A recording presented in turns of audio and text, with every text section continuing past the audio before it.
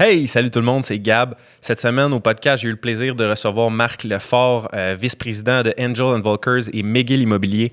Marc, c'est un passionné de basket. On a parlé beaucoup de gestion, de personnel, les relations interpersonnelles, comment justement bien dealer avec les gens dans toutes les sphères de ta vie. On a parlé de l'équilibre avec le travail et la famille. On a parlé aussi de sa passion pour le basket. Entre autres, on a parlé d'un paquet de sujets super intéressants. Donc, j'espère que vous allez vraiment apprécier cette conversation-là autant que moi. On a été dans le flow. Je pense que c'est une belle discussion sur un paquet de beaux sujets. Comment développer aussi une éthique de travail. On a parlé beaucoup d'éthique de travail. Fait que sur ce, je vous souhaite une bonne écoute et un bon podcast.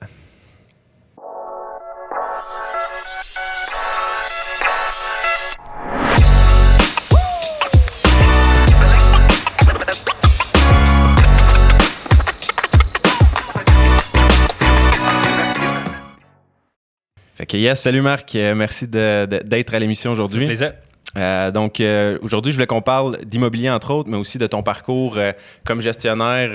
Et on parlait un peu plus tôt justement, tu as commencé en marketing, tu savais pas nécessairement où te diriger, puis aujourd'hui, tu es rendu VP de Angel & Volkers, McGill Immobilier. Tu as eu un très beau parcours, puis je veux qu'on parle justement un peu du cheminement que tu as fait pour en arriver là aujourd'hui. Parfait.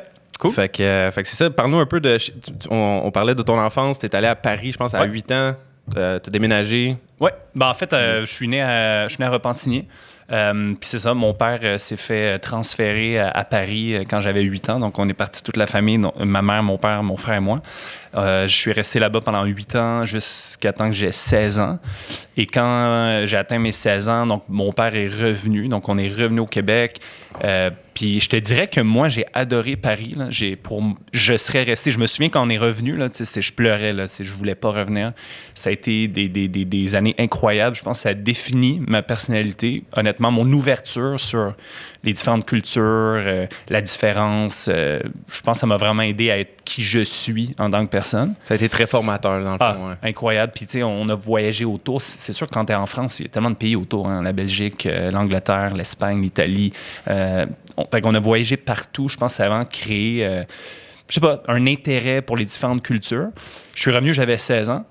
J'ai terminé mes études, donc cégep au Collège Stanislas à Outremont, qui est système français, pour continuer un peu dans la voie où j'étais, donc quand je suis revenu de France. Et ensuite, Concordia en marketing. Donc, c'est un peu mon parcours cool. de jeunesse. Puis ensuite, marketing à l'université, tu sors de là. Ouais. Là, tu as travaillé dans différents domaines, tu as eu plusieurs emplois. Tu savais pas nécessairement qu'est-ce que tu voulais faire pour toute ta carrière. Là. Complètement. Une petite idée, tu étais compétitif, un gars un peu attiré par la vente, la compétitivité, mais comment ça s'est déroulé pour toi à partir de là? J'étais vraiment perdu. Honnêtement, puis je pense qu'il y a beaucoup de gens qui s'identifient à ça. Dépendamment, tu sais, on en parlait avant, dépendamment du domaine dans lequel tu étudies, c'est sûr si c'est pour devenir médecin, avocat, dentiste, tu t'en vas dans des carrières un petit peu plus définies, tu sais un peu plus vers où tu t'enlignes. Quand tu es en communication ou en marketing, c'est très large. En marketing, tu peux faire plein de choses. En communication, tu peux faire des relations publiques, tu peux faire des campagnes de publicité. C'est tellement large que moi, j'étais un peu perdu là-dedans, je dois avouer. Par contre, oui, j'avais un sentiment de compétition que j'ai depuis que je suis jeune. J'ai joué au basketball pendant des années. Fait que la vente m'attirait. Ça a pris un petit peu de temps avant que je m'y lance. Par contre, oui, j'étais perdu. Maintenant, comment j'ai pu trouver ce que je voulais faire, mais c'est en essayant des jobs. Oui, j'ai essayé quelques petits jobs au début. Tu sais, je te disais, premier job, c'était à la Fédération de basketball du Québec parce que, j'avais joué au basket. Fait que je me disais, ça va être cool. Puis c'était super. C'était génial. Par contre, à un moment donné, c'est bon. Qu'est-ce que je fais? Il y a toujours un sentiment d'accomplissement, de dire I can do more. Puis là, de fil en aiguille, j'ai fait différents jobs à gauche, à droite. Puis là, je suis arrivé dans l'immobilier. Okay. Puis ça fait que là, tu étais là-bas au début, tu sentais que ça bougeait pas assez à ton goût, que ça fitait pas nécessairement avec toi, tes premiers jobs. Fait que là, tu changeais de job. Tu restais pas accroché nécessairement. Non. Je suis un gars qui marche aux objectifs, OK, au concret. Fait que disons, tu joues au basket, OK? Tu te dis, on a 20 games, on veut gagner les 20 games. C'est très concret, c'est très chiffre. T'sais. Tandis que dans les premiers jobs que je faisais, tu as des projets, tu as des rapports à faire.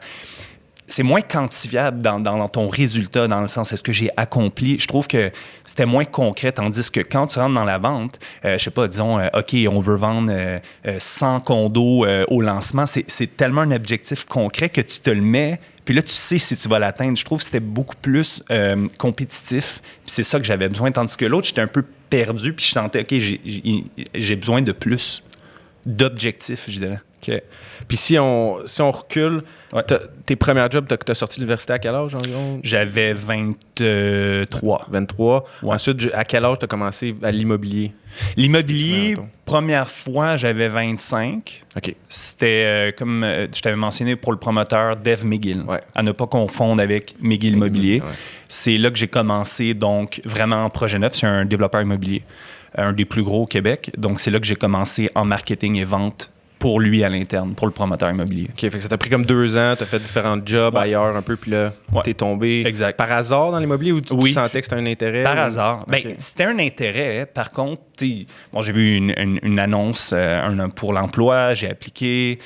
Puis oui, là, après, j'ai vu que, wow, ça vient plus me chercher. Donc, tu vois, c'est même pas... Il y a les belles histoires de dire, moi, j'ai toujours voulu, quand j'avais 12 ans, percer dans ce domaine. Moi, je peux pas mentir. Non, c'était pas... je me suis pas réveillé à 12 ans, je veux faire ça. Par contre, oui, je suis tombé dans une opportunité où, wow, ça vient plus me chercher. Donc là, ça a créé cet intérêt où je me retrouvais plus, oui. OK. Nice. Puis là, après ça, Dave McGill, t'as commencé là-bas en marketing? C'était en marketing, puis en gestion aussi des équipes de vente. Puis on avait plusieurs projets. Dans le temps, on parle des projets M9, Castelnau, c'est des projets de condo neuf. Donc, je suis resté là-bas, je te dirais, un 3 ans. Et ensuite, j'ai eu une opportunité chez un autre développeur qui s'appelle Devmont, qui ont fait Rouge Condominium, Westbury, Montréal. Donc, je suis resté là-bas un autre, 3-4 ans. Donc, ça a été incroyable aussi. Donc, là-bas, j'étais vice-président des ventes et marketing pour le promoteur. Puis, écoute, on a eu des années de fou là, à vendre pour un promoteur immobilier, en tout cas, là, du 200 condos par année. Fait que là, je touchais à tout, que ce soit conception des unités, liste de prix, campagne marketing et gestion d'équipe de vente. Fait que là, c'est là que ça a vraiment, comme pour moi, en tout cas, grossi pas mal. Là. OK. Puis qu'est-ce qui a fait que tu as pu développer, parce que tu as l'air d'avoir arrivé à des postes de gestion quand même assez tôt.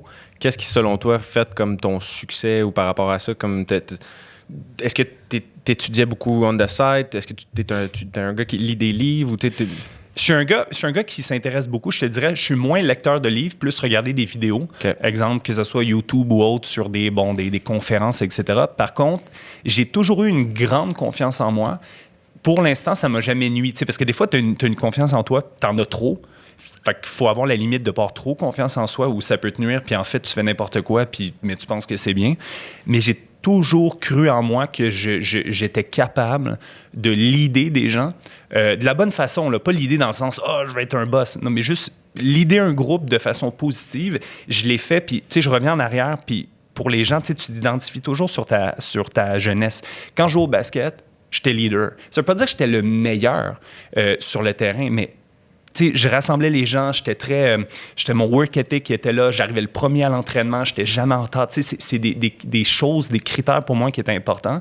Donc après, quand j'ai évolué dans différents jobs, sans pointer personne du doigt ou critiquer, je voyais des gens peut-être qui ne l'avaient pas, qui étaient en poste ou de leadership, puis comme j'aurais pas fait ça comme ça, il s'y prend pas de la bonne façon. Fait que j'ai toujours cru que très rapidement, j'étais capable de monter. Fait qu'après, quand j'allais dans des opportunités comme un Devmont, ouais, c'est sûr que quand je rentre dans une pièce, j'ai très confiance en moi. Fait que je pense que je suis capable de le transmettre à quelqu'un. Et là, la personne me fait confiance. Bon, oui, les gens m'ont fait confiance à un âge quand même assez jeune.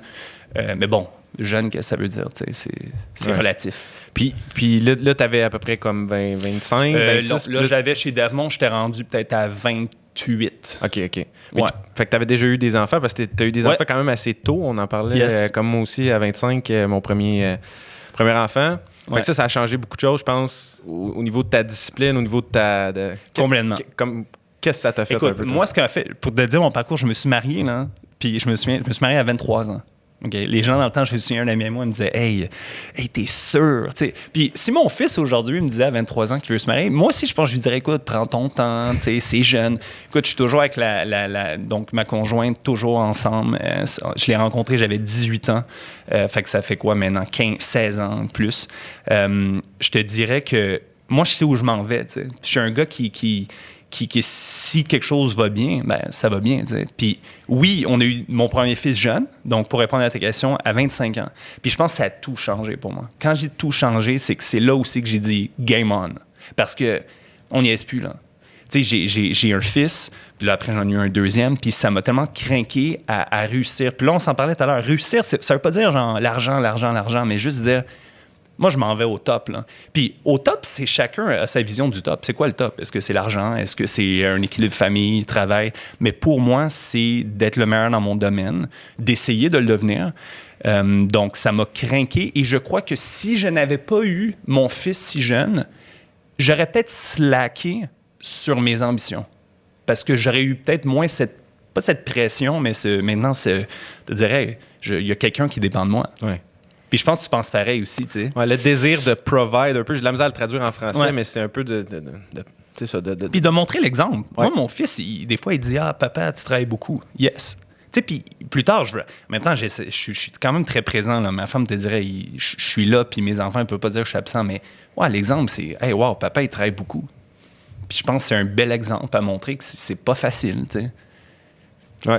Puis que c'est ça, que quand tu es passionné, puis justement que tu mènes des projets qui sont le fun, ben c'est passionnant de travailler beaucoup, puis d'amener de la valeur dans le fond dans le monde. Là, c'est un peu ça que tu fais. Exact, mais il faut que tu aimes ce que tu fasses. Puis tu sais, c'est très cliché, mais c'est vrai. Ouais. Puis oui, les premiers jobs que j'ai faits, j'aimais pas ça. Par contre, tu sais, comme on se disait tout à l'heure, tu sais, je les ai pas lâchés du jour au lendemain. Je rentrais le matin, discipliné, je faisais ma job.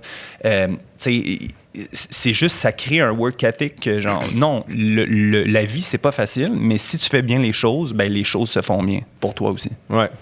Puis comment tu as développé justement ton work ethic? Ça a toujours été comme ça? Le basket, j'imagine, ça a joué un rôle là-dedans. C'est sûr. Mais regarde, moi, j'ai eu une grosse obsession avec, puis là, dans les nouvelles, c'était triste, mais avec Kobe Bryant.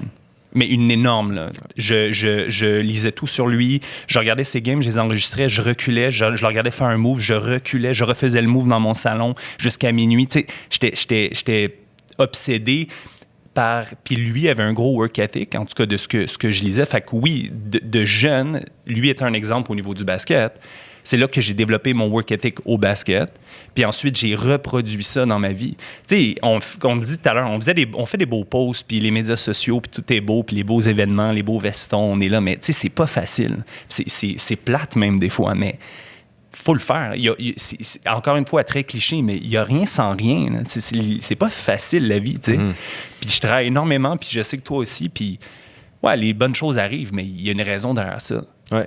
Et Kobe Bryant, justement, les entraînements, des fois, ça peut être redondant, mais c'est ces gars-là qui sont les tops du top, ils mettent les heures. Là, je veux dire, puis ils n'ont pas toujours du fun à s'entraîner, comme à se lever très tôt, s'entraîner comme des fous, puis de mettre des heures et des heures d'entraînement. Mais exact. C'est le nécessaire à faire pour atteindre ce que tu veux. Dans les projets neufs, là, on fait beaucoup d'appels.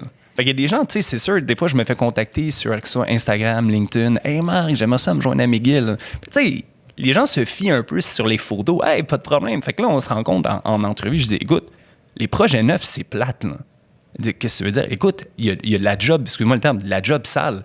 Plein d'appels.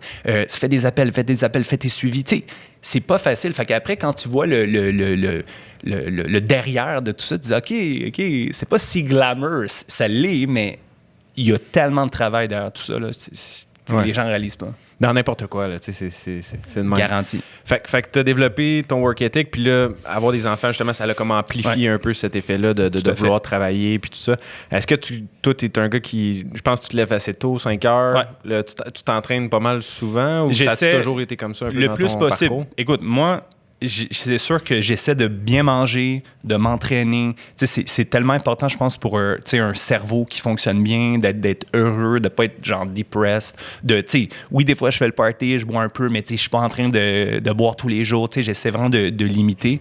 Puis oui, je me lève tôt. Moi, j'y crois. Il y a des gens qui vont me dire « Ouais, mais Marc, moi, je me lève tard, mais je me couche à 2 h du matin. » Écoute, il n'y a pas de problème. Ça fonctionne pour toi, mais je crois quand même que quelqu'un qui se lève tôt part bien sa journée. Parce que, tu sais, j'ai tellement de meetings puis tellement de suivi dans une journée que pour moi, me lever à 5 heures du matin, m'entraîner, commencer mes emails, structurer ma journée, j'ai une longueur d'avance sur le gars qui se lève à 8 heures, disons, selon moi.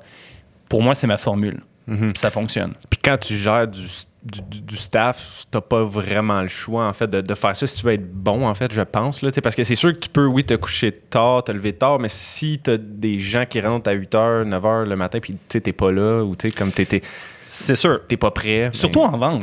Surtout en vente de 1 et en immobilier. En immobilier, tu dois être on en tout temps.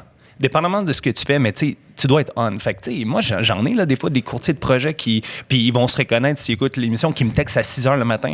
Puis ils me disent, est-ce que je te dérange? Jamais. Je suis réveillé.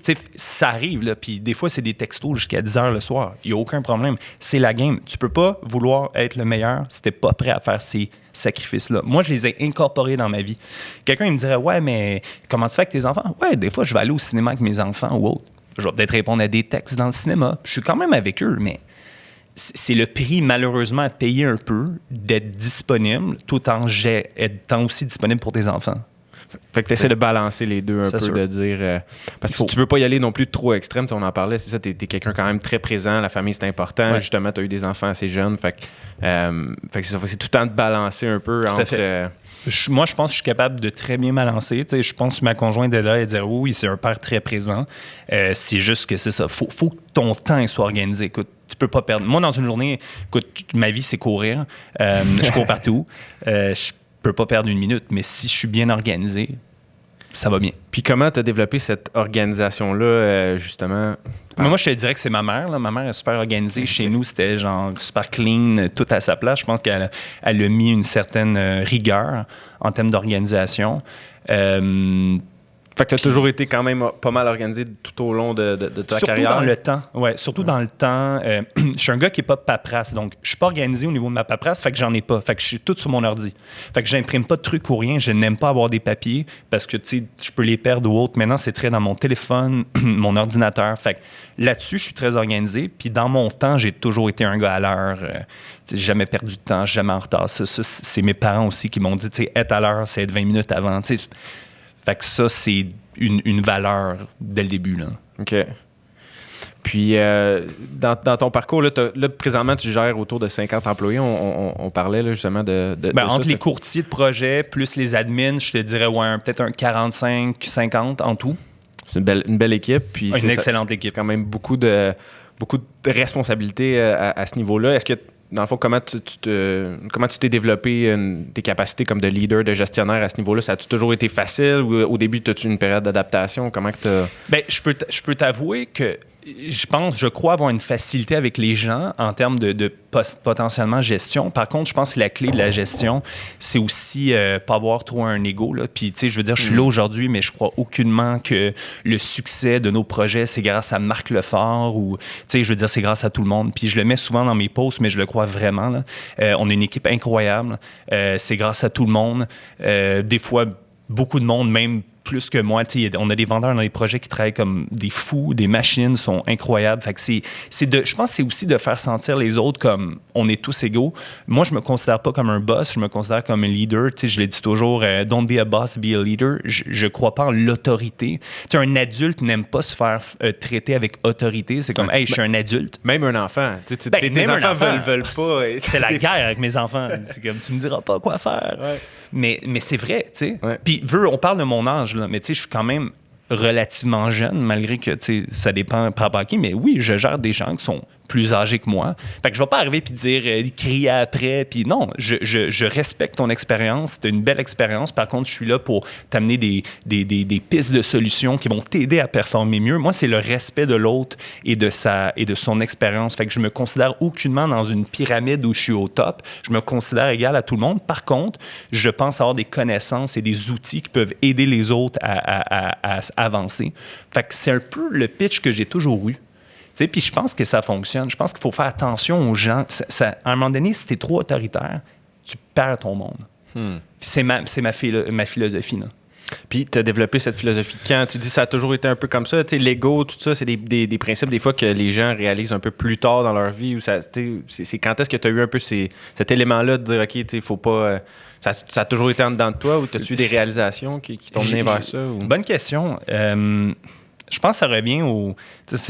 m'identifie beaucoup au sport puis au basketball, mais tu sais, au basketball, tu sais, moi, j'étais très... disons, le score est égal, il reste 10 secondes. Qui prend de last shot? Tu sais, donne-moi le ballon. Puis des fois, je ratais puis j'allais voir mon équipe. Écoute, excusez les gars, la défaite est sur mes épaules. Tu sais, j'ai toujours vraiment été prendre le bon, mais aussi le mauvais. J'ai aucun problème à aller voir mes équipes puis leur dire hey, on a foiré, disons, quelque chose, c'est de ma faute. Je l'ai juste développé. Je pense que je suis quelqu'un comme ça, à s'excuser. Je pense que ça, c'est important. Puis je me suis toujours excusé. Je ne sais pas s'il y a un événement, mais tu sais, dans la vie, si tu te trompes, excuse-toi. Il y en a beaucoup qui ne s'excusent pas. Puis ça, que ce soit en gestion, d'aller voir tes équipes, « Hey, je m'excuse. J'aurais dû faire ça. » Les équipes aiment ça. Ils disent « OK, ce gars-là, il se prend pas pour un autre. » Faut faire attention. Des fois, reality check, là, même si les médias sociaux et tout, rabaisse-toi aussi, là. Reviens. On n'est pas dans... Se remettre en question, en fait. C'est juste de se poser la question, est-ce 100%. que... Ouais, souvent, là, tu sais. Complètement. Se remettre en question, si tu le dis bien.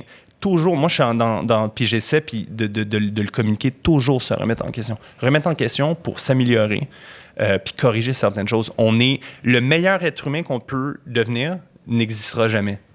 Fait que si tu gardes ça, tu vas toujours t'améliorer. Ta meilleure version de toi-même n'existera jamais. Il n'y a pas de limite, dans le fond. Aucune limite. Tu peux juste continuellement Tu peux juste t'améliorer. Puis améliorer, c'est pas juste business. Ouais. Améliorer, c'est meilleur père, meilleur mari, meilleur ami. Comment tu peux? Parce que sinon, la vie, moi, c'est ma vision. Sinon, la vie, c'est plate. Si tu me dis qu'aujourd'hui, je suis au meilleur de moi-même, wow! Tu peux aller plus loin. T'as plus rien à faire. C'est comme genre statu quo. OK, on vit la vie, mode existence. Tu sais, c'est comme... C'est pas le fun. Ouais. Comme ça, je vois ça, non? Cool. Puis qu'est-ce qui te garde maintenant, justement, c'est que c'est allumé vers l'avenir? Qu'est-ce que tu souhaites développer encore plus, justement, un peu d'améliorer tous les aspects? Y a-tu quelque chose en particulier que tu vises à développer? Je pense qu'il y a tellement de choses à développer. Si je regarde juste au niveau professionnel, tu sais, des projets neufs, oui, tu sais, à un moment donné, le marché se calme, le marché revient. Je pense qu'on peut aller, tu sais, là, on essaie de développer la ville de Québec. On peut aller faire des beaux projets à Québec. On est là-bas déjà avec des beaux projets. On en aura d'autres. Il y a d'autres quartiers. Tu sais, Montréal, de plus en plus, va devenir un petit peu plus cher. Il y aura peut-être moins de terrain. Fait que là, tu vas sortir, toute la Rive-Sud. Il y a de la place à prendre. Qui sait, aller à Toronto, tu sais. Sky's the limit. Fait que moi, je suis très motivé par développer en termes de projets neufs différents secteurs. Ça, c'est niveau professionnel. Ouais. Niveau famille, ouais, c'est sûr que, tu sais, on en parlait un peu. Bon, mon fils, il y a certains défis, mon plus vieux. Il y a eu un diagnostic Asperger. Ben, c'est essayer d'être là pour lui puis l'encadrer. Fait que moi, c'est mes buts, là, je te dirais. Nice. C'est arrivé quand, le diagnostic? Est-ce que c'était au début quand il est né ou ça a été plus tard un peu? Quand il est né, on se posait des questions parce que, tu sais, il a toujours été... Mon fils est tellement smart avec une mémoire incroyable. Par contre, des fois, il y avait des petits peut-être réactions ou crise ou autre. Je te disais que, OK. Fait qu'après, quand il a atteint plus les 5-6 ans, qu'il a vraiment commencé l'école, c'est là qu'on a été poussé un petit peu les analyses. Puis, écoute, Asperger, ça peut être très positif, comme, négatif, c'est positif. Mon fils, il a des résultats scolaires incroyables. Il est tellement intelligent, limite haut potentiel. Mais oui, sur l'aspect social, c'est là des fois que ça cloche de s'entendre avec les amis, de faire des sacrifices, de dire, OK, je vais jouer à ton jeu, mais je joue à mon jeu. Tu sais, il est plus rigide. Okay. Socialement. Fait que c'est là le défi qu'on essaie de l'encadrer. Puis, mais écoute, je veux dire, il n'est pas à plaindre non plus. Je veux dire, il y a des enfants qui ont des beaucoup plus gros défis. Fait que ça fait partie de la vie. C'est un autre challenge. C'est un autre challenge que c'est sûr qu'au début, en tant que parent, tu t'inquiètes. Mais bon, tu prends le challenge. Puis écoute, le challenge, c'est l'encadrer le mieux puis donner toutes les opportunités qui pourra réussir. Mm-hmm. Puis avec le bon mindset, comme tu dis, je pense que tu es un gars qui a un bon mindset toujours orienté plus vers le positif. Fait que tu te dis c'est un challenge, c'est une belle façon de le voir. Tu te dis c'est un challenge, OK, comment je peux faire pour l'accompagner du mieux possible. Ouais. Ben, exact. C'est sûr, au début, en tant que parent, tu es toujours un peu triste juste parce que tu dis c'est un autre défi pour ton fils. Par contre, je vois mon fils aller, puis je veux dire, il va super bien, puis mais c'est un défi, comme tu dis, mais positif. Il faut toujours trouver le positif dans les choses. Il ne faut pas devenir victime de la vie. Mm-hmm. Puis ça aussi, c'est une chose que je veux montrer à mes enfants. Que si t'es juste victime, il y a ça qui m'arrive, puis ça, c'est comme, OK, il y a ça qui arrive, mais qu'est-ce que tu peux faire là, pour avancer? C'est le mode toujours proaction, tu sais, proactif. 100% responsable, dans le fond. Exact. C'est un peu ça, la T'es tellement en contrôle de ta vie. Puis là, il y en a qui vont dire, oui, mais là, c'est facile à dire. Tu sais, c'est sûr que tu ne choisis pas dans quelle famille tu nais, je suis d'accord. Des fois, des familles plus pauvres, malheureusement, des parents plus difficiles que d'autres. Ça, je suis 100% d'accord. Mais par contre, à chance égale, entre guillemets, tu as le contrôle sur ta vie. Tu as toujours le contrôle sur comment tu réagis face aux événements. Puis tu n'as pas le contrôle sur nécessairement les circonstances qui t'ont donné la main qui t'est donnée pour jouer. Mais tout est dans l'attitude. Ouais. Exact. Fait qu'il des fois, il faut travailler cette attitude-là. Nice. Puis on a parlé, c'est ça, il y a beaucoup de clichés des fois en business ou en immobilier. Là, je veux qu'on retourne un peu plus justement sur l'immobilier, en ce moment, les projets. Puis beaucoup de gens, des fois, se demandent OK, comment je fais pour avoir du succès. Puis là, ils regardent le monde. Mais il n'y a pas. Oui, il y a comme plusieurs ingrédients qu'il faut développer pour avoir du succès en business, mais on en parlait tantôt, c'est beaucoup cliché, mais c'est comme travail fort, puis c'est quoi, tu sais, on riait, mais c'est tellement ça. Puis, tu sais, puis on est d'accord, dans un domaine, il faut l'expertise, il faut l'expérience. On s'entend, là, c'est pas juste je travaille fort, puis ça a l'air un peu vague, mais en gros, c'est sûr qu'en haut, ça devrait être comme travail fort, parce que, comme tu dis, l'immobilier, c'est pas juste prendre des cocktails, puis aller dans les 5 à 7, puis genre prendre des belles photos. Ça a l'air des fois de ça, mais c'est les heures derrière ça. Puis je le dis souvent, mais moi, c'est ça que j'aime. Puis il y en a qui diraient, hey, t'es fou, mais c'est toutes ces heures-là. C'est les matins tôt, là, dans le noir l'hiver, quand le soleil se lève à 7h30, puis je suis sur mon ordi. C'est ça qui me drive. C'est le travail acharné qui mène à un résultat où là, tu vas fêter puis prendre un cocktail, mais c'est tout derrière. Puis oui, t'as raison, tu dirais à quelqu'un, juste mets les heures. Mets les heures. Il n'y a pas de potion magique. C'est travailler et sacrifier ton temps. Ouais, j'aimerais ça peut-être sortir avec des amis puis aller au resto. J'y vais pas. Je suis avec ma famille. Puis, tu sais, on en parlait, toi et moi, les enfants, ça te rend une discipline. Hein? Tes couches, ben, tu vas pas aller faire le party. Fait que c'est sûr que sois discipliné et travaille. Ouais. Si tu veux accomplir beaucoup de choses, si tu préfères avoir du fun, puis juste, ben, c'est correct. Mais c'est ça. Souvent, je dis à des gens, puis là, j'ai l'air du gars. Moi, je juge personne. Chacun, le succès, là, c'est défini chacun comme on veut. Moi, le succès, je suis un gars comme ça qui veut percer, puis qui veut avancer, puis très compétitif. Il y a d'autres gens qui vont dire, non, moi, le succès, c'est faire mon travail, mon 9 à 5, je suis très heureux, ma famille, voyager beaucoup, puis je juge pas là, je suis comme, good. Mais juste établis ton succès, puis vise, puis fonce vers ce que tu veux. Ouais. Parce qu'il y a beaucoup de gens qui disent, mais j'aimerais ci, j'aimerais ça. Ben, go, alors. T'sais, j'aimerais voyager plus. Ben, trouve un moyen. Dans ce cas-là, peut-être tu dois faire un petit peu plus d'argent pour voyager plus. Ouais. Juste foncer vers c'est quoi le succès pour toi. Nice. Puis, présentement, vos projets, justement, comment ça se passe? Qu'est-ce que vous travaillez? Tu travailles beaucoup, vous travaillez beaucoup pour...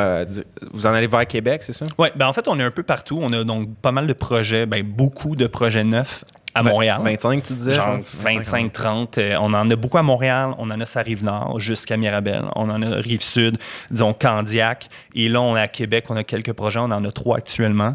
On en a beaucoup d'autres qui s'en viennent à gauche, à droite qu'on va annoncer. C'est sûr que le marché va très bien, on s'entend. Par contre, je dis toujours, c'est pas juste que le marché va bien. Nous, on a repris des projets neufs qui avaient été mis en marché par d'autres agences qui ne vendaient pas. Puis là, les développeurs nous appellent, puis « Hey, viens nous aider ». Puis là, on rentre là dans le tas, puis on fait des ventes incroyables. Fait que, tu sais, oui, il y a le marché, mais il y a aussi l'expertise de qui on est puis comment on fait les choses. T'sais. Puis ça, je pense, c'est important. Mais oui, on est un peu partout, je te dirais. Puis écoute, il y a plein de projets qui s'en viennent, fait que ça va pas se calmer. Là. 25 qui totalisent combien d'unités? Parce que c'est 25 projets à peu près. Là, juste cette année, de nouveaux projets, on va mettre en marché 3000 unités. Wow. Avec les développeurs. Fait que nous, on est vraiment une agence qui vend pour des développeurs immobiliers. Donc, ce sont nos clients, les développeurs immobiliers. Puis nous, on fait la mise en marché. Juste là, c'est 3000. Mais je te dirais, écoute, juste l'agence en tant que telle a vendu à travers les années plus de 10 000 ou 11 000 condos pour une valeur totale de 4 milliards de dollars de valeur de vente. Puis là, écoute, à chaque année, l'agence augmente de plus en plus. Puis je pense que oui, il y a le marché, mais il n'y a pas le marché quand ça fait des années que l'agence est en... Ouais, flèche, parce que vous faites des choses de la bonne façon quand Exactement. même. Exactement. C'est quoi la recette de votre succès, si on veut, à part juste le travail, parce que c'est sûr qu'on parle de ça, mais qu'est-ce que tu penses qu'il y a les éléments qui font le succès, justement, sans trop en donner pour la compétition, là, mais juste assez? Le succès, je te dirais que oui, il y a le travail, parce qu'on est comme des fous qui s'écrivent à 5 heures le matin, puis qu'on se texte, puis... Il y a une culture là, dans l'entreprise complètement. qui est comme Complètement. Puis je te dirais que bon, le management, on n'est pas beaucoup.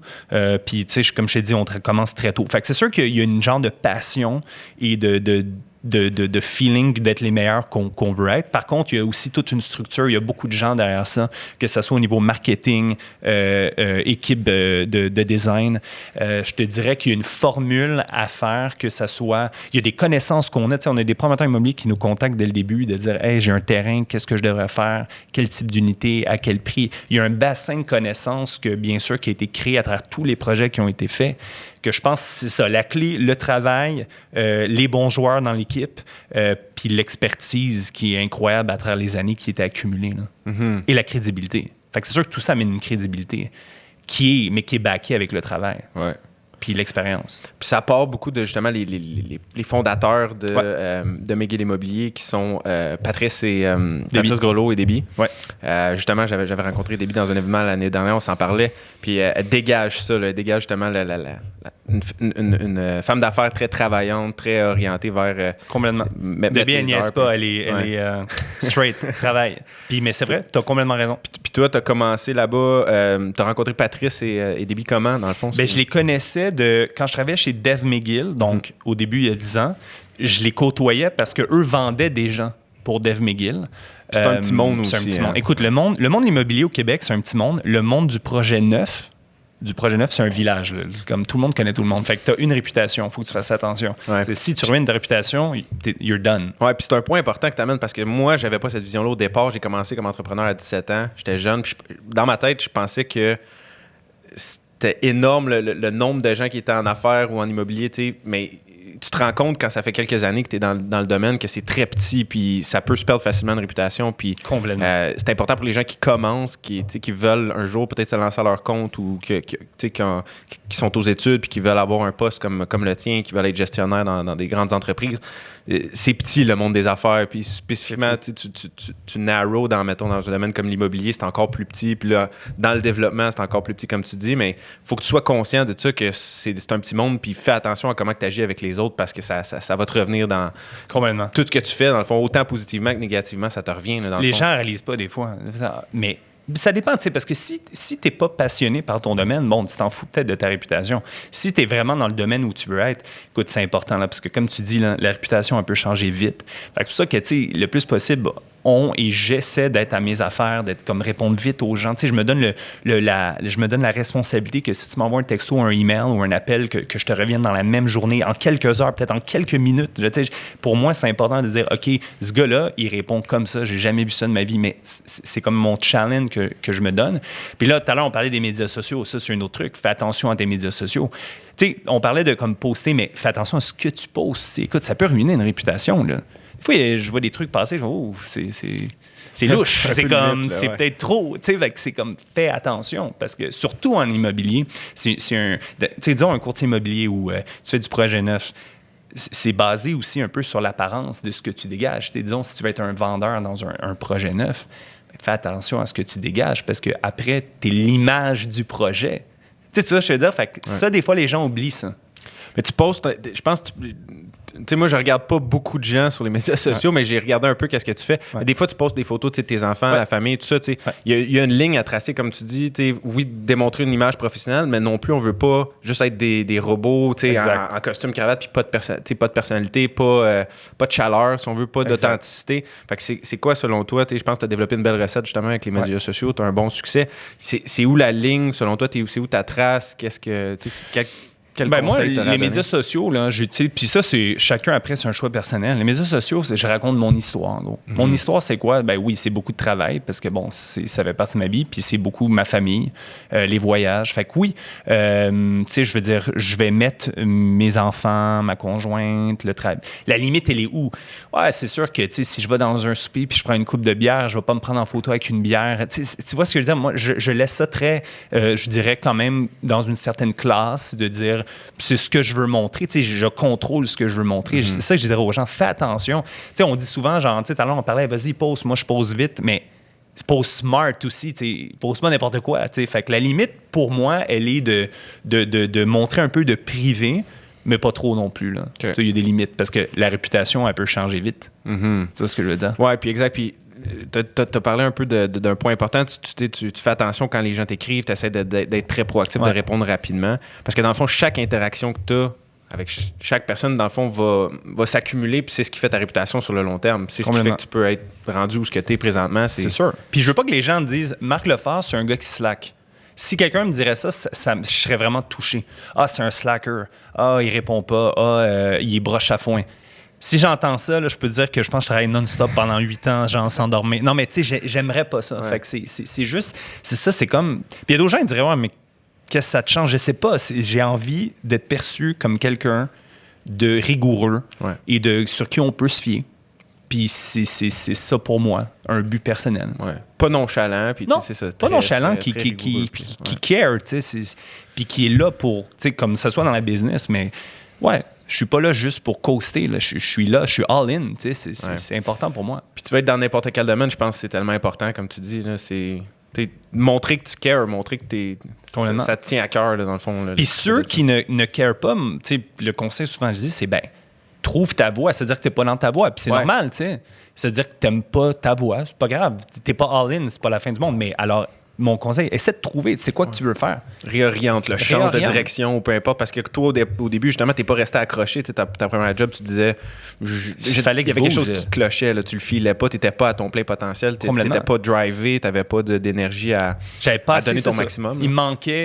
Il manquait une raison, tu sais. Fait que je peux m'identifier à des gens qui ne sont pas dans leur voie, l'ayant été, puis c'est pas facile. Puis tu sais, t'as un appart à payer, t'as une hypothèque, puis tu peux pas la lâcher ta job du jour au lendemain. C'est pas facile. Par contre, mets-toi un but, puis le but est peut-être dans 5 ans, mais il faut avoir un plan. Souvent, les gens, je pense, voient ça trop gros. Ils vont se dire « Ouais, mais là, il faudrait que je quitte ma job, puis je retourne aux études, puis que je fasse ci. » Puis là, c'est comme « Non, attends, voilà par étapes. Ouais. » Tu le vois trop, le but. Ouais, ça a l'air incroyable, je vais jamais y arriver. Mais voilà, c'est quoi la première étape? Peut-être m'inscrire à temps partiel à l'université. Commence avec ça. Commence avec ça, tranquillement, étape par étape. Sinon, si tu regardes juste le but à la fin, ouais, c'est la montagne, c'est l'Everest qui est comme « Oh my God, je vais jamais y arriver. Mm-hmm. » C'est vraiment step by step. OK, je pense que c'est important. J'aime ça, ouais. Cool. Puis, t'es-tu... présentement, t'es un gars, tu dis plus la vidéo que lecture. Ouais. Qu'est-ce que tu fais un peu comme pour te garder à jour, si on veut continuellement apprendre? Y a-tu des gens que tu suis? Y a-tu des... Ben, je suis beaucoup... écoute, je te dirais plein de conférences de motivation. Écoute, je regardais, je lisais, tu sais, puis moi, je reviens toujours au basket, mais tu sais, je lisais des livres de coach. Disons, je pense à un coach, Phil Jackson, qui coachait les Lakers, mais qui n'était pas juste sur le basket, juste sur ses philosophies de gestion. Puis on parle beaucoup de gestion, mais tu sais, en sport, les coachs, ben, c'est de la gestion qu'il fait. Puis lui, beaucoup, j'ai lu, il a fait même 2-3 livres, puis qui expliquait comment gérer, disons, les stars, les role players, etc. Fait que moi, ça venait vraiment me chercher. Fait que je pouvais, m'identifier à mon sport de jeunesse, mais aussi m'identifier à ce qui s'en venait. Fait que parce qu'en business, c'est ça. Dans une équipe de 40-50 personnes, tu as des star players, tu as des gens qui sont un peu plus introvertis, mais qui sont autant importants pour l'équipe. Fait exact. Il y a différentes personnalités, puis les ventes et l'immobilier, mais surtout les projets neufs, c'est quand même concrètement de la vente. Puis pour moi, c'est comme une équipe de sport parce qu'ils performent, ils ont des objectifs. C'est tellement comme une équipe de basket. Fait que je m'identifiais beaucoup à, disons, lire des livres, disons, de coach, puis dire, comme tu dis, les personnalités, il faut qu'en tant que potentiellement leader ou personne qui gère, tu puisses t'adapter aux personnalités. Il y en a qui marchent plus à leur dire concrètement « Hey, ça marche pas, fais ça », puis de leur dire directement. D'autres, c'est plus les gants blancs parce que, tu sais, sont plus sensibles à la critique. Fait qu'il faut que tu sois caméléon. Fait que ça m'a beaucoup aidé de lire des livres de coach de sport qui puissent me guider là-dedans. Parce qu'en vente, c'est important. OK, ouais. C'est bien. Moi, j'aime beaucoup lire. Fait que je vais suivre ça. T'en as-tu un recommandé de Phil Jackson, justement? Je pense c'est quoi son dernier? The Last Tour ou The Last Something. Okay. Il l'a sorti en 2006. OK. Ouais. On va faire je dirais que c'est intéressant. C'est intéressant. Fait que beaucoup de t'inspirer des sportifs. Ouais. À part de ça, y a-tu d'autres choses que tu fais un peu pour te garder à jour ou c'est pas... Ben écoute, sinon, c'est sûr que, bon, comme tout le monde, je lis beaucoup les nouvelles, niveau de l'immobilier, être à jour, aller dans les conférences sur l'immobilier, que ce soit l'IDU, etc. Ouais, il faut que tu sois au courant de ton marché, de ce qui s'en vient, des prévisions du marché. Fait que ça, je te dirais que, ouais, le plus possible, en tout cas sur l'immobilier, être complètement à jour sur les stats. Là. OK. Puis en tant que gestionnaire dans les projets, qu'est-ce que tu as le plus appris au fil des années en tant que gestionnaire? En tant que gestionnaire, écoute, ça revient à ce que je t'ai dit tout à l'heure, tu ne peux pas, en tant que projet, là, tu ne peux pas gérer, selon moi, puis là, le mot gérer, je le mélange des vendeurs de projets. Tu ne peux pas casser des vendeurs de projets. Tu sais, tu peux pas arriver avec ton attitude de bully, de dire moi, je connais la recette, puis je suis meilleur. Tu sais, faut des gens en vente, que ce soit en immobilier, en projet, ou je pense dans tous les domaines, les vendeurs, c'est des gens compétitifs en général, qui ont quand même des égos, sans dire trop des égos, mais tu sais, qui croient en eux, confiance en eux. Fait que si en projet, tu gères ça trop avec le fouet, comme on dit, ça marche pas, là. Moi, je suis très, très, comme j'ai dit tout à l'heure, très flexible. Je sais ce qui marche, mais tu sais, je suis pas arrivé là puis essayer de casser quelqu'un. Je crois en nos équipes, je crois en tout le monde qui fait un travail incroyable. Je donne des guidelines. S'il y a des choses qui sont pas respectées, je fais des rappels, mais c'est de respecter l'expérience de l'autre. C'est sûr que c'était quelqu'un qui fonctionne pas dans la vie, malheureusement, ça fonctionne pas, là. Tu sais, si la personne est toujours en retard ou elle a pas fait de vente depuis 1 an, écoute, qu'est-ce qui se passe? Comment je peux t'aider? Écoute. Mais en général, je te dirais que ça serait vraiment mon conseil. Juste laisser du lousse, oui. Dans le fond, laisser de l'espace. Respecter aux l'autre, respecter l'autre dans son expérience, puis ça. Je pense que de trop serrer en vente, on met beaucoup d'emphase. Puis là, c'est tout domaine confondu sur comment ça se fait qu'il n'y a pas de vente, comment ça se fait que ça ne se vend pas. Ça met énormément de stress sur les gens. C'est quoi tes hot leads? C'est qui s'en vient? Hey, by the way, ça fait 2 semaines, tu n'as pas vendu. Lui en a vendu 3, tu en as vendu 0. Tu sais, ça, je le fais pas. Aller m'asseoir avec quelqu'un puis dire tu n'as pas fait de vente depuis 3 semaines. C'est sûr qu'à un point, il faut le faire si vraiment il n'y a pas de résultat. Par contre, d'aller rajouter ce stress puis fermer les taux comme ça, moi, je pense que ça aide pas à la... Il y a une pression à avoir, mais de mettre trop de pression, tu vas brûler la personne. OK. Fait que je marche pas comme ça, honnêtement. Puis justement, quand ça fonctionne pas avec quelqu'un, quand tu as un membre dans ton équipe qui, pour une raison ou une autre, ça fonctionne pas, c'est quoi ton approche? Tu vas vraiment plus te retirer one-on-one avec la personne puis essayer d'avoir une discussion rencontre one-on-one puis dire, écoute, il y a ça et ça qui vont pas. Puis moi, j'essaie toujours de dire, au lieu du « tu », je dis le « je ». Fait que comment est-ce que moi, je peux t'aider? Comment les gens n'aiment pas se faire t'es comme ça, t'es comme ci, t'es comme ça. Ouh, OK, tu m'attaques. Mais regarde, il y a ça et ça qui va pas. Comment est-ce que moi, je peux t'aider à changer ça? Parce que peut-être que ça vient de moi, peut-être que je t'ai mal formé, peut-être que je t'ai mal encadré, peut-être que je t'ai jeté dans la fosse au lion trop vite. Ou, OK, là, la personne se sent, OK, c'est sûr qu'après plusieurs essais, si t'es toujours en retard, tu fais pas ce qu'on te demande, ben écoute, je suis désolé, j'aime pas faire ça marche pas. Puis on passe à autre chose. Par contre, je pense qu'il faut qu'il y ait cette ouverture de dire, la remise en question, comme je te disais, je vais me remettre en question. Si ça ne marche pas, moi, je crois toujours, c'est comme dans un couple. Hein, tu te chicanes, c'est la faute des deux. Mais dans une compagnie, si ça ne marche pas avec quelqu'un, est-ce que c'est la faute du gestionnaire? Peut-être. Est-ce que c'est la faute des deux? Fait qu'il faut se remettre en question. Est-ce que je lui ai fait l'encadrement? Est-ce que j'étais là pour lui? C'est intéressant. Fait que toi, tu vois quelqu'un qui ça ne fonctionne pas, ton premier réflexe, c'est pas de dire hey, c'est un pas bon. Non, c'est est-ce que moi, il y a quelque chose que j'ai pas fait de pas correct pour que lui. Mon premier réflexe, ça serait ça. Puis, tu sais, peut-être c'est trop se mettre de pression, c'est dire j'ai peut-être fait quelque chose de mal. J'ai peut-être mal cerné cette personne-là. Puis là, après, c'est de voir est-ce que ça continue. Mais oui, premier réflexe, puis ça, c'est un conseil, je dirais, tu veux réussir en gestion de n'importe quel domaine, remets-toi en question, toi en premier. Ça aide beaucoup. Puis les gens apprécient. Les gens disent, OK, c'est pas juste le gars qui arrive là, fait ci, fait ça, puis qui donne des ordres, puis qui s'en va, tu sais. Ouais. Tu l'as appris comment, ça? Tôt? Ça a-tu été intuitif? Encore une fois, y a-tu un moment où c'est arrivé cette réalisation-là, ou progressivement, tu as développé un peu ce style-là? J'ai toujours été un peu comme ça, mais je dois t'avouer que quand j'étais chez Devmont, puis... je gérais, donc là-bas, j'étais vice-président des ventes, puis là, j'avais une équipe qui vendait le projet Rouge Condominium et Westbury. Donc, dans ce temps-là, j'avais, disons, 28-29 ans, fait assez jeune, entre guillemets. Puis là, j'ai engagé 2 vendeurs qui avaient 48 ans. Okay? Fait que c'est sûr qu'au début... Tu sais, je voulais mettre certaines choses en place, mais tu sais, c'est sûr que tu te mets dans les souliers de 2 personnes de 48 ans qui ont une certaine expérience. Tu sais, la première réaction, puis c'est normal, c'est qui le petit jeune qui vient ici puis qui veut me dire quoi faire? Par contre, c'est là que j'ai réalisé. J'ai dit, écoute, si tu veux percer dans ce domaine-là rapidement, tu es plus jeune, donc souvent les vendeurs vont être plus âgés. Va falloir que tu aies un reality check et dises, je peux pas leur donner des ordres. Ça marchera pas. Parce que c'est normal. Ils ont peut-être 15 ans de plus, 10 ans, 20 ans. Ils vont dire, c'est qui ce gars-là? Même si tu as une crédibilité. Fait que c'est là que j'ai réalisé, faut que je respecte l'expérience des autres. Puis je leur fasse sentir, check, t'as ton expérience, elle est incroyable dans ce que tu veux faire. Par contre, moi, j'ai certaines connaissances, une certaine facilité dans des choses que je vais t'aider. Puis après, c'est leur prouver. Fait que j'ai mis des choses en place que après, c'est comme, OK, il dit pas n'importe quoi, ce gars-là. Fait que là, après, tu t'établis ta crédibilité, puis là, ils te respectent. Mais je pense que c'est vraiment là que j'ai réalisé, ça ne marchera pas gérer des gens en vente en essayant de comme imposer tes choses. T'as comme pas eu le choix, là. T'as réalisé c'est la façon de faire. Là. Ouais, sinon, tu les perds. Sinon, ça sert à rien. On dirait, je t'écoute plus. C'est comme un coach au hockey quand il change le coach. Parce qu'à un moment donné, le coach, les joueurs ne l'écoutent plus. Fait que moi, c'est toujours ça que je me dis. Je veux pas perdre cette connexion. Ils vont juste te turn off. Fait qu'il faut toujours être proactif puis se remettre en question. Intéressant, très intéressant. J'aime ça. Puis... Si on fait le tour, je pense, y a-tu des gens, des mentors, des gens dans ta vie qui ont été vraiment importants?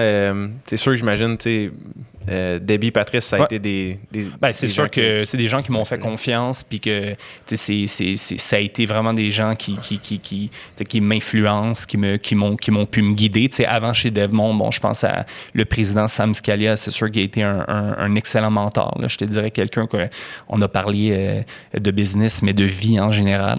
Que je pense que c'était une super période. Chaque personne que tu rencontres dans ton parcours, parce qu'on parle souvent de mentor, puis on tourne dans le cliché, mon cliché mentor, mais toutes les personnes que tu rencontres, je pense qu'ils t'amènent quelque chose. Que ce soit les présidents de compagnie ou la coordonnatrice ou le secrétaire. Je pense à des gens que j'ai côtoyés dans les différentes business que, ils n'ont pas des rôles de fou, mais qui m'ont aidé à apprendre une petite chose ou m'améliorer dans une petite chose. Fait que je pense que, on focus beaucoup sur les mentors, mais c'est tous les gens... On parlait de basket, tu as les star players puis tu as les role players. Ceux qui en font un peu moins, qui sont plus dans l'ombre, mais sont aussi importants. Puis il y a beaucoup de role players que j'ai rencontrés dans ma vie qui m'ont amené beaucoup. Là. Je pourrais vraiment dire. Fait que je mets pas tant le focus sur les mentors, mais vraiment tout le monde qui m'ont influencé puis qui ont fait qui je suis. J'aime ça. Mais mentor, tu sais, puis on parle de personnes, c'est juste ma conjointe que j'ai rencontrée à 18 ans, tu sais, elle a eu... Si je dois déterminer une personne qui a eu le plus d'impact sur moi, c'est sûr que c'est précisément ma conjointe, là, c'est ridicule. Là. J'étais le gars le plus stressé au monde quand je l'ai rencontrée. Puis elle est chilienne, d'Amérique latine, fait que c'est comme clash de mentalité. Comme, autres, c'est relax. Chill. Mais en même temps, ce chill, il est venu vraiment me grounder, tu sais. Balancer, en fait, parce que tu dis que tu étais stressé, tu étais plus anxieux, tu étais stressé, toujours stressé de tout, des fois, puis négativement, là, je te dirais juste de tout. Je sais pas, il y a ça qui va arriver, puis là, si ça arrive, qu'est-ce qui va... Trop de réflexions lointaines. Que c'est sûr qu'elle est venue me grounder. Puis honnêtement, puis ça, je le dis toujours, elle a augmenté mes qualités puis réduit mes défauts définitivement. Puis j'imagine que ça a été aussi l'inverse d'une certaine façon. Peut-être toi, tu y as apporté le fait d'être un peu, pas stressé, mais je veux dire Ouais, je pense que dans les deux sens. Je pense dans les deux sens, puis j'ose croire que oui, mais il faudrait lui demander. Si ça fonctionne bien après. On est encore ensemble. Ouais. Mais encore aujourd'hui, elle dirait que je suis stressé. Mais ça montre juste que j'étais vraiment stressé. Là. Ouais. Mais je suis encore, elle va me dire, des fois, t'es stressant, mais il y a eu une belle amélioration, selon moi, là, sur les 15 dernières années. Là. Mais je te dirais que, si je parle d'un mentor, malgré qu'on m'ait égal, comme ma conjointe, elle m'a poussé à devenir, puis elle m'a supporté dans tout ce que j'ai fait. Genre, rien à dire. Ouais, c'est tellement important ce que tu dis, je pense, là, de vraiment voir chaque personne, chaque relation. J'ai lu le livre de Ray Dalio, je ne sais pas si tu connais Ray Dalio, qui est un entrepreneur américain qui a fondé Bridgewater Associates, qui est comme un des fonds d'investissement les plus gros au monde. Là. C'est plusieurs centaines de milliards, je pense, en termes de grosseur de fonds. Mais Ray Dalio disait ça justement dans son livre Principles, qui est un de ses principes, qui est apprendre de chaque personne que tu rencontres dans la vie. Là, même comme tu dis, adjoint n'importe qui, un concierge, que tu peux pas traiter personne d'une façon différente parce que tout le monde a un petit brin de quelque chose à t'apporter. Puis il y a des traits de caractère, je pense à tous les emplois que j'ai faits ou les différents mon parcours ou l'université. Ouais, il y a des gens, lui, il faisait ça, puis il avait raison. Tu sais, toutes les personnes que tu rencontres, je suis d'accord, prends le positif, puis laisse le négatif, mais prends le positif, parce qu'il y a du positif dans chacun. Ou même prends le négatif, juste pour pas savoir quoi ne pas faire. Là, juste définitivement. Oui, c'est sûr que en tant que gestion, je veux dire, puis on en parle, il y a beaucoup de gestionnaires, malheureusement, qui l'ont plus ou moins, tu sais, l'affaire. Donc, ouais, tu regardes leurs forces, tu regardes leurs faiblesses. Ouf, j'aurais pas fait ça comme ça. C'est pour ça que, comme je t'ai dit, dans mes expériences passées, j'ai vu des gens qui essayaient de l'aider, que je disais, non, moi, je n'aurais pas fait comme ça. Puis, j'ai pas la science infuse de dire non, c'est pas comme ça, mais moi, je n'aurais pas fait comme ça. Ouais. Puis tu le juges pas comme d'un point de vue, tu sais, juste comme des estrades, parce que c'est facile des fois être le gérant d'estrade, puis regarder quelqu'un, un athlète, tu dis, moi, je ferais pas ça de même, puis tout ça, mais si tu restes dans les estrades, versus si tu dis, moi, je ferais pas ça de même, mais là, tu montes sur le terrain, puis tu t'essayes, toi, de J'adore ce que tu dis. C'est complètement facile de juger puis rien faire. Mais si t'es pour juger, ben, act on it. Je pense que t'as complètement raison. C'est facile de juste critiquer puis critiquer. Mais faut peut-être plus critique constructive. Puis la mettre en place. Je suis 100% d'accord avec toi. Nice. Puis, fait pour la prochaine année, les 2-3 prochaines années, Horizon, tu parlais d'objectifs un peu, d'avoir un plan, tout ça. Toi, t'es-tu un gars qui a un plan assez long terme ou tu t'es plus focus sur le court terme? Qu'est-ce que tu planifies, mettons? On a des plans, tu sais, plans long terme. Je veux dire, on a des projets qu'on sait qu'on n'annonce pas maintenant, qui sont annoncés dans un an. C'est sûr qu'on a un projet long terme. Par contre, dans cette business-là, un projet long terme, mais ça peut changer rapidement dans le sens que, tu sais, là, on a des projets qu'on ne sait pas qu'on va avoir. Potentiellement, on va se faire appeler par des développeurs. « Hey, reprends mon projet au mois de juillet. » Fait que le chemin pourrait changer. Par contre, c'est sûr que tu as toujours des objectifs de vendre tant de condos. Tu sais, je veux dire, en 2019, ça a été la meilleure année de l'agence. On a vendu plus de 1600 condos juste dans cette année-là, qui est une année record. Mais tu sais, à chaque année, c'est une année record. Fait que quand est-ce que cette année, comme l'année record va arrêter, on verra, mais le but, c'est toujours plus. C'est juste de développer, tu sais. Puis c'est même pas on en parlait, toi et moi, c'est pas une question d'argent, genre vendre, faire de l'argent. C'est juste rester on top, tu sais, rester au sommet. C'est ça le but, je dirais. Ouais. Puis rester affamé, comme on parlait de Kobe Bryant, entre autres, même s'il gagne un championnat de la NBA, continue de... Il fait pas le party après, là. C'est comme, what's next? Let's go, what's next? C'est qu'est-ce qu'on fait après? Je suis d'accord avec toi, tu sais. Puis comme on en parlait du statu quo, tu sais, je veux dire, on est jeunes quand même, tu sais, du statu quo. Il en reste des années à vivre. Là, let's go. C'est quoi qui est après? On continue, on travaille fort. Moi, c'est ce qui me drive. Puis pour faire ça, est-ce que tu te retires des fois pour, mettons, planifier tes objectifs au niveau personnel, puis tu sais, comme catégoriser un peu au travail, ainsi de suite, c'est quoi ta vision? Ou est-ce que tu te retires ou tu t'es plus... Tu sais, t'as pas vraiment ce le matin, je te dirais oui, mais j'ai besoin. Tu sais, puis il n'y a peut-être pas un moment particulier, disons, dans l'année, je me retire, mais tu sais, le matin, pour moi, est très important. Okay. Les enfants dorment, ils se lèvent peut-être genre à 7h30, 7h45. Mais si je me lève à 5h, 5h30, j'ai un bon 1h30, 2h où, tu sais, je suis dans ma bulle. Et je pense que ça, c'est important pour planifier, que ce soit mes objectifs de la journée, objectifs long terme, qu'est-ce qui s'en vient, rien oublier, m'entraîner. Fait que cette réflexion-là, ce silence le matin, il est important pour moi. Puis je te dirais que des fois, écoute, c'est très rare, mais disons, je sais pas, j'entends pas mon alarme, c'est déjà arrivé, là. Puis je me réveille, puis il est 7h15, je suis fâché. Je suis pas content. Comme j'ai perdu mon temps, moi. Genre, puis comme là, Priscilla, ma congène, elle me dit, ben là, t'as plus dormi, tant mieux. Non, c'est tellement important pour moi que c'est comme si... C'est comme si j'ai raté ma journée. C'est vraiment bizarre. Si je me lève trop tard, il manque une partie de ma journée. Puis je suis plus de mauvaise humeur. C'est vraiment important pour moi. Je te comprends tellement parce que moi, ça fait 1 an et demi que j'ai instauré une routine comme ça. Je me lève à 5 heures, je vais au gym tous les matins. Après ça, je déjeune avec ma blonde, mes enfants. Puis je commence à travailler. Il est 9 heures, à peu près 8h30, 9 heures. Mais j'ai ces 2-3 heures-là déjà que j'ai été au gym, j'ai médité, j'ai sauna, douche froide, ma journée est partie. Puis j'ai eu ma bulle aussi pour penser craqué, à exactement, tu sais, comme avoir ce temps de réflexion-là pour toi, de dire, OK, en ce moment, qu'est-ce qui est important? Puis là, des fois, tu as des petits flashs qui te viennent, OK, telle personne, il faut déjà qu'il écrive ou quoi que ce soit. Fait que c'est... Complètement. Ouais. Ça change la game. Là, tu te souviens de trucs, je suis 100% d'accord avec toi. Ça change la journée. De partir de t'entraîner, on le sait, là, ça te met de bonne humeur. Ma journée, pour moi, c'est tellement important comme toi. Ça part bien la journée. Ouais. Fait que j'encourage le monde qui souhaite, si tu souhaites comme développer ça, ça vaut vraiment la peine de le faire. Peut-être au début, c'est difficile. Je sais pas toi si ça a tout été facile nécessairement à instaurer, là, mais une fois que tu l'as, après ça, c'est... Mais une fois que tu es dans le beat, c'est ça le problème, j'en parle souvent avec des gens, c'est que quand tu es dans le beat, tu te lèves tôt, tu t'entraînes, si tu sors du beat, puis là, pendant 2-3 semaines, 1 mois, tu le fais pas, là, c'est tough. Là. Parce que là, si tu t'es réhabitué à te lever plus tard, à pas l'entraîner, année. Là. Ouais. Là, mais oui, les premières fois, j'ai toujours quelqu'un qui va pas au gym. Ah, mais c'est dur la motivation. Je dis oui, les 3, 4, 5 premières fois. Mais après, c'est comme une drogue. Ouais. Tu vas être accroché. Genre. Faut comme juste que tu passes le moment Exact. tough du début, tu push through, tu forces pour y arriver, puis une fois que c'est puis là, t'es dedans. C'est comme un puis effet après, boule de tu neige, veux y là, aller. Tu veux juste continuer parce que c'est important pour toi. Puis, tu sais, des fois, les gens ils me disent ouais, mais moi, Marc, je vais au gym le soir, puis je travaille tard jusqu'à 2 heures du matin. Écoute, chacun sa technique. Par contre, je crois, malgré que je peux pas le prouver, que c'est plus le fun le matin. Je sais pas, il y a un truc avec le matin, que le soleil se lève, il y a juste quelque chose. Je dirais, essaie-le le matin. Ouais. Renverse-le. C'est ça, au moins essaye-le. Après, tu peux juger si c'est bon pour toi aussi. Là, mais... Parce que c'est cool d'aller s'entraîner avant ta journée de travail. Ça te craint. Ouais. Tandis que le faire le soir, puis c'est prouvé, justement, tu te couches tard parce que tu t'entraînes. Fait que ton corps n'est pas en mode sommeil. Fait que moi, je dirais vraiment à quelqu'un, essaie de l'inverser. Ouais, c'est beaucoup plus facile aussi de choquer le gym le soir. Ben oui. Après une grosse journée. Mettons, ta journée a mal été. Par exemple, il y a des hauts et des bas. On le sait, tu as une journée, peu importe, un des projets qui va mal. Il y a quelque chose de croche. Si à cette journée-là, tu files pas trop à la fin de ta journée, tu iras pas au gym. La plupart du temps, là, c'est comme versus le matin, ben, tu vas être craqué. Même si ta journée va pas bien, vu que tu l'as fait le début, ça va peut-être aller moins pire vu que t'es craqué.